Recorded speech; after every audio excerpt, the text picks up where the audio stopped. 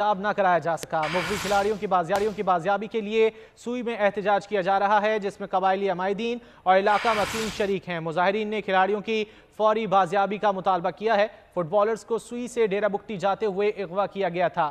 اسی حوالے سے تفصیلات جان لیتے ہیں بول نیوز کے نمائندے اعظم الفت۔ یہ کیا کہنا ہے مظاہرین کا؟ جی بالکل، ڈیرہ بگٹی سے اغوا 6 فٹ بال 8 روز بعد بھی بازیاب نہیں ہو سکے۔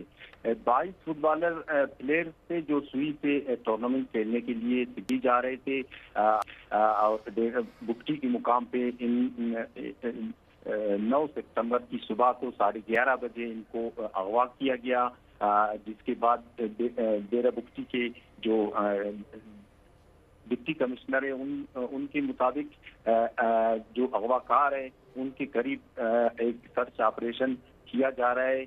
ہم ان کے قریب پہنچ چکے ہیں۔ اس کے علاوہ نگران وزیر داخلہ جان اچکری نے بھی گزشتہ دنوں یہ بات بتائی کہ ریکوری کے لیے آپریشن کیا جا رہا ہے اور ہم اغوا کاروں کے قریب پہنچ چکے ہیں۔ تاہم 8 روز گزر جانے کے باوجود بھی یہ فٹ بالر بازیاب نہیں ہو سکے اور نہ اس سلسلے میں کوئی خاص پیش رفت ہوئی ہے۔ جی کوئی خاص پیش رفت نہیں ہو سکی ہے۔ بہت شکریہ، ہمارے ساتھ لائن پر موجود ہے